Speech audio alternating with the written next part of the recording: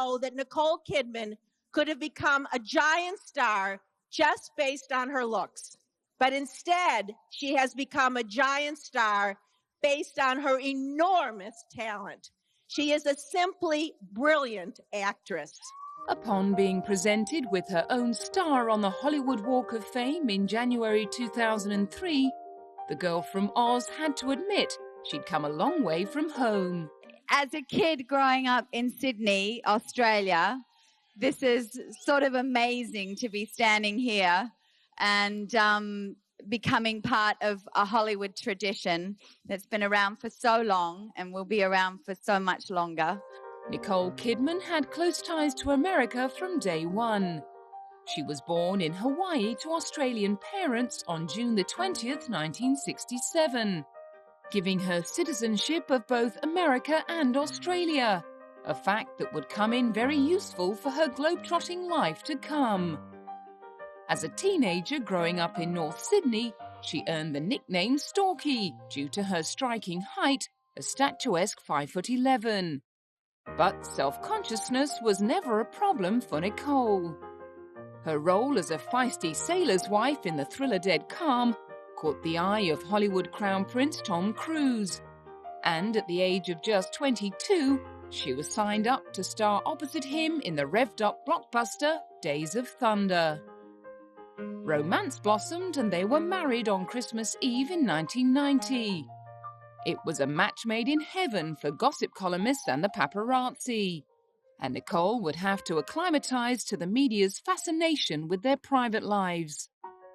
Luckily for her, however, her new husband was already an old hand at dealing with the press. No, you know what, you just look at it and when they go far off, then you sue and, just certain things you don't pay attention to and, mostly you just have to go on and live your life. You can't give it too much attention. And, what else, what are you going to do? What are you going to do? Constant media attention was something that Nicole would soon get used to in her own right. Proving that she wasn't about to be overshadowed by her megastar husband, she landed the starring role in 1995 To Die For, alongside Matt Dillon. She played Suzanne Stone Moretto, a wannabe television newscaster who will do anything to get what she wants, even if it means killing her husband. I think because she is raised in a world where television is everything. Her whole upbringing, she lives in a small town and she just wants so desperately to be noticed. To Die For confirmed her as a major talent. She received a British Academy Award nomination for Best Actress and walked away with a Best Actress award for her work in the film at the 1996 Golden Globes. Not long after that, she was out to promote the action flick Batman Forever, in which she played Batman's love interest, Dr. Chase Meridian. Her next role took her to 19th century Europe for the period drama Portrait of a Lady. By now, she was developing quite a reputation for mixing things up. Me as an actress, I loved To Die For, and then I knew that I was going to be making Portrait of a Lady, so the balance of those two roles was very interesting to me. As an actor, you want to be stretched, you want to be challenged, you want to do things that you think you can't do. So that's what was very exciting to me, was the way in which the two roles are quite extreme. The film used many exotic locations, memories of which would stay with Nicole for many years to come. We got to go to Florence, Lucca, Roma, London, and I speak Italian, so I got to sort of speak some Italian in the movie. And it was beautiful. It was really one of the memories that I'll have for the rest of my life, is making a movie in Italy. It's one of my favorite countries in the world. Working alongside co-stars John Malkovich, Martin Donovan and Barbara Hershey, Nicole proved that she could gracefully handle the convoluted dialogue of period drama. In fact, she was such a fan of the original novel, she'd committed to the project before the script was even finished. When I read a script, I either relate to the character or there's something in it that hits me, and I just say, wow, I would love to be involved in that project. And, with this, it was the novel because I I was signed on to do it before there was even a script. Her brilliant performance in Portrait of a Lady led to rumours of a possible Academy Award nomination. You take it as a great compliment, and then you go back and do your work. I think you just, it either happens or it doesn't happen, and ultimately you keep working. The nod may not have been forthcoming, but that didn't slow Nick down. Next up was the role of Dr. Julia Kelly in the action thriller The Peacemaker.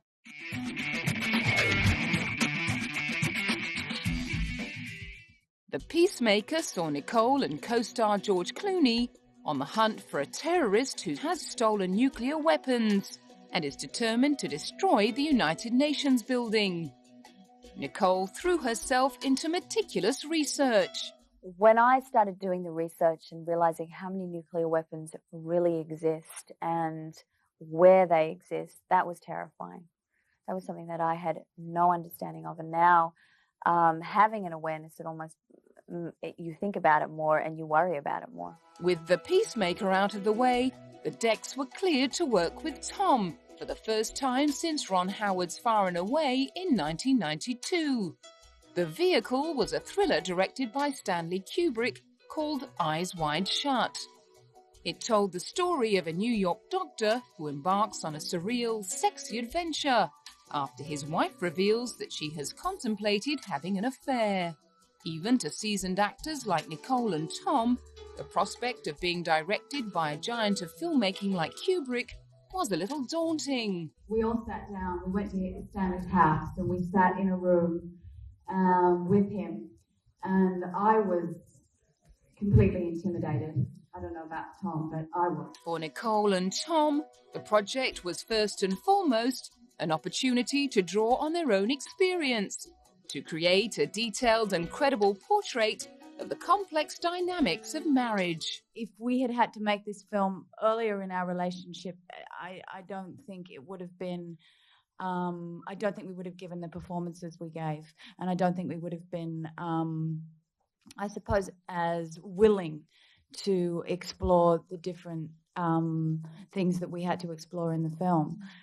Because when there's a lot of honesty involved. Rumours flew thick and fast about its plot and content. The film's sexual themes provoked speculation, with some journalists writing that it would be the sexiest film ever made. It's about so many other things as well, and I think that it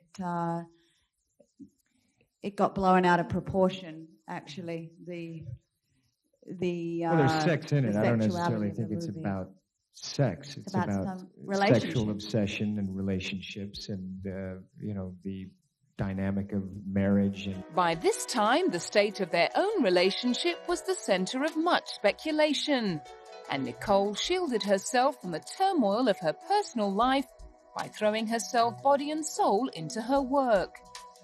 The perfect distraction came in the form of a role that not only required her to act, but also sing and dance, as the beguiling Satine in Moulin Rouge. It's a musical, yet it's a love story, yet it's got really high comedy, yet it's so many things, so it's so hard to describe the movie. Directed by fellow Australian Baz Luhrmann, Moulin Rouge was a lavish musical set in an infamous Parisian nightclub. Nicole was cast opposite Ewan McGregor, who finds himself plunged into a decadent world where anything goes except falling in love. It's about love, it's about belief, it's about, the message at the end of the film is it's better to have loved and lost than never to have loved at all. Losing love was something all too fresh in Nicole's heart. However, she wasn't going to let her recent divorce from Tom upstage her most celebrated performance yet. No one had been expecting Nicole to be a bona fide triple threat.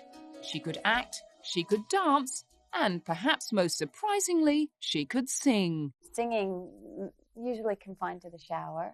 I sang in a band when I was 17, where I would do the Blondie covers.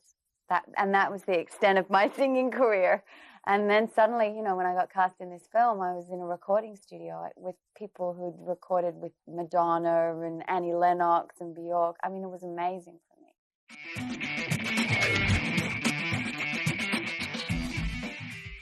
With the first still flying in the press about her breakup from Tom, Nicole's performance in Moulin Rouge finally gave the media something else to talk about. Nicole's all-singing, all-dancing role won her a Golden Globe for Best Actress in a motion picture musical or comedy in 2002. Having already won the public sympathy vote, she was now being painted in the media as a champion of triumph over adversity. Her next role would take her a long way from the glitz and glamour of the musical to a much darker place in the others. Once again, she jumped at the chance to prove her versatility. Well, actually, last year I made both these films, and I was so lucky because I got to do Moulin Rouge and the others in the 1 year. And creatively, as an actress, you just don't get to do such diverse characters. And that was the thing, that they were both so different. To play Satine in a courtesan, and then to go and play this sort of very sexually repressed woman who's trapped in this house, you know, that's fun. For her next trick, she took on the hugely challenging task of playing a Russian mail-order bride, for which she had to learn how to speak and swear in Russian. Nicole's radical conversion into the treacherous character won over even the toughest of critics. Меня поразили три момента. Первый, когда она совсем ничего не говорит. Когда она просто, фактически, она играет как в немом кино. Да? То есть, вот, и при этом она русская. Вот что удивительно, мне рассказывали, что язык может менять вообще образ человека. Да? Получается так, что она вынуждена пользоваться русским языком, немножко и стала русской в этом фильме. Второй момент, когда она говорит по-русски. Я не могу сказать, что я всегда понимала все слова, но, в принципе, я видела, как она старалась, и что ей это очень нравится. И третий момент, когда она говорила по-английски, как ни странно, потому что по-английски она говорит немножко с русским акцентом. Когда об этом не забывает, она говорит по-английски так, как говорят русские по-английски. To achieve this metamorphosis, Nicole sought help from a woman who worked at the Russian embassy in Australia. She'd never worked on a film before, and I just said, teach me Russian, teach me how to speak as a Russian. And so I didn't work with a dialect coach on the actual Russian, I just worked with a Russian girl. If transformations were becoming Nicole's trademark, she was about to up the ante in a role that would at last earn her a Best Actress Oscar. In 2002, she starred alongside Meryl Streep and Julianne Moore in The Hours, playing the tragically short-lived novelist Virginia Woolf. I think I just loved her, you know, as I found out more and more about her, I just thought how much I admired her and respected her and was fascinated by her. I mean, she's fascinating, and her ability to put her thoughts and her struggle and all of the ideas that she had about life and connections and into these stories. It's just wonderful. Such was Nicole's dedication. She surprised the film's producers by insisting that she substantially alter her appearance for the role. For The Hours, she wore a prosthetic nose, which made her almost unrecognizable. I never watched daily, so I just saw the makeup test, really, and then after that I didn't give it a second thought. I basically, you know, it was more just about, I didn't want to be overwhelmed or intimidated by her too much, because at first it was daunting, and then I went, no, I've just got to be true to this woman, got to find her, I've got to step in and just do it, you know, and not monitor or censor anything. If Nicole had played a supporting role to Tom Cruise throughout their marriage, she had now well and truly come into her own.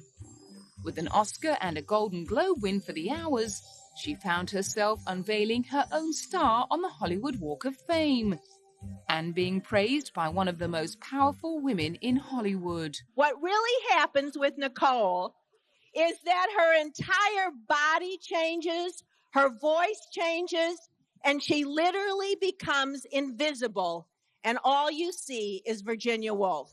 She wasted no time in testing her versatility even further by signing up for 3 very different films: Dogville, The Human Stain, and Cold Mountain.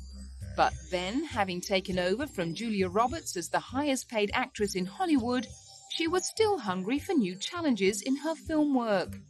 And her next big challenge came in the shape of her 2004 movie, Birth. Directed by Jonathan Glazer and co-starring Lauren Bacall, it's centered on a woman who becomes convinced that a 10-year-old boy is the reincarnation of her dead husband. The film, which involves Nicole taking a bath with the boy, asked more questions than it answered and sparked a wave of controversy. I love to make films that cause discussion, which is why I don't like to actually answer specifically what does this mean, or because particularly on something like this, people debate it and they all have a different, you know, was it really her husband, or was it, I mean, it's divided, and it should be. She carried on mixing it up with remakes of the Stepford Wives and 60s comedy series Bewitched, before opting for a good old-fashioned thriller. The Interpreter, co-starring Sean Penn, would be the first movie ever filmed inside the world-famous United Nations building in New York. The last few years have seen Nicole battling marauding aliens in the action thriller The Invasion, bickering with Jennifer Jason Leigh in the family drama Margot at the Wedding, and portraying the sinister Mrs. Coulter in the fantasy epic The Golden Compass, as well as lending her voice to an animated penguin in Happy Feet. Obviously, you know, in my career, what I'm looking to do is shake things up. I don't like doing the same thing over and over. I certainly don't choose things just for the sake of being liked or anything. I'm very into working with interesting directors and seeking out things that are different. And I saw this as something different. Having said that, it was then back to more familiar territory. Her next project, Australia, teamed her up with her old friend and collaborator Baz Luhrmann and gave her a chance to hang out with her country folk in the blistering heat of the Northern Territory. I was like in Darwin, everyone's the same, you know, they're very warm. I'd go and get a facial and a massage, and the girls in the beautician were just kind of just lovely. And so I just think the warmth in which the country, you just feel it throughout the whole country. I understand why people come here and go, they want to move here.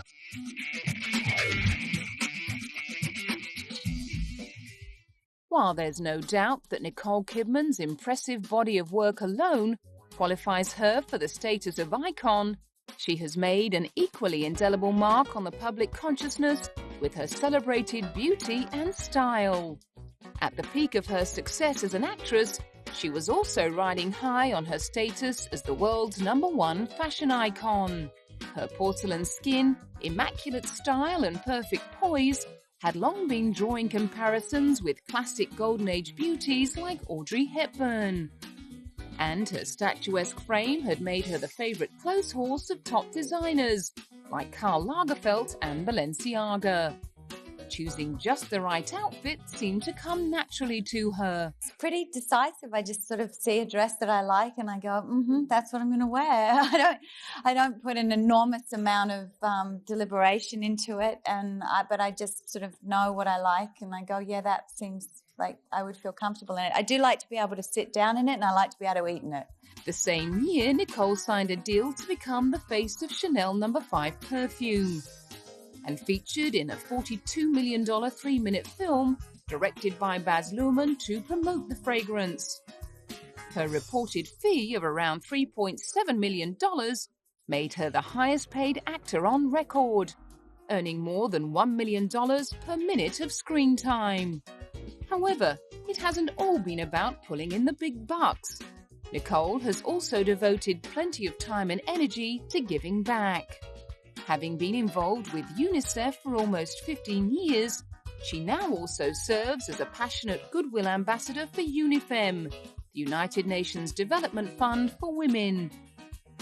She first became aware of the fund after her mother heard a program on the radio about the work that UNIFEM was doing in Cambodia to create economic opportunities for rural women.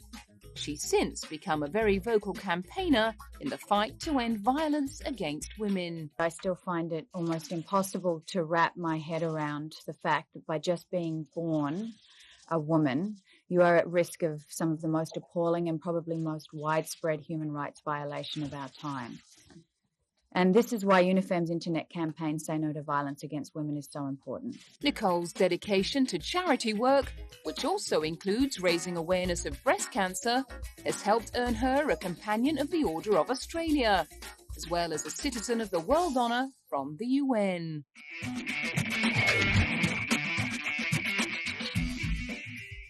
The moment Nicole Kidman stepped out on the arm of Tom Cruise back in 1990, she was also entering into a lifelong relationship with the paparazzi, fending off media speculation about Tom's sexuality and the validity of their marriage. They reigned for the next decade as the world's most glamorous couple, adopting 2 children, Isabella and Connor. The reason behind Tom's decision to break up the happy home in 2001 has never been made public, although there have been many reports alleging that Nicole was 3 months pregnant at the time and subsequently had a miscarriage. Cast in the role of the wronged woman, when Tom quickly hooked up with his Vanilla Sky co-star Penelope Cruz, Nicole focused fully on her career, ending the year with her 2nd Golden Globe and being named E-Celebrity of the Year. Over the next few years, gossip columnists had her romantically linked to a host of eligible and not so eligible A-listers, like Robbie Williams, Adrian Brody, Lenny Kravitz, and her Cold Mountain co-star Jude Law. Finally, in 2005, she looked a little closer to home at a gala dinner in Los Angeles honouring noted Australians. Rumours of a romance started circulating soon after, when she and country star Keith Urban were spotted dining out together, and Nicole even joined him on tour. On June the 25th, 2006, they were married at the Cardinal Soretti Memorial Chapel in the grounds of St. Patrick's Estate in Sydney. 2 years later, the news came from Nashville that Nicole had given birth to a baby girl, Sunday Rose Kidman Urban. Now, with 2 teenage children and a toddler to care for, as well as her marriage to Keith, Nicole has decided it's time for her career to take a bit of a back seat. Because my family's my priority. I don't think it's not really about the balance. It's about that comes first, and then if these things fit in, then I'll do them. But I'm more than willing to walk away from a film or a project, so that I don't have to be separated from my family. Still managing to look as though she's just stepped out of hair and makeup after 20 years of juggling the roles of mother, movie star, fashion icon and UN ambassador, Nicole Kidman clearly possesses the kind of focus and energy that most of us would kill for. She's so vital and full of life, and like a lightning and a fireworks and an energy that when you're around her, whether you're on the set, whether it's in a film, whether she just comes around for a cup of tea, it makes life a bit more exciting, and light seems to bounce off the walls and you feel kind of excited, And there's no doubt that she's held in just as high esteem by her acting peers as she is by her adoring public. Well, we admire her. She's a hard worker. She's an incredibly beautiful woman. I think she carries herself with elegance and dignity, and I think there's a lot there to admire, apart from her legs.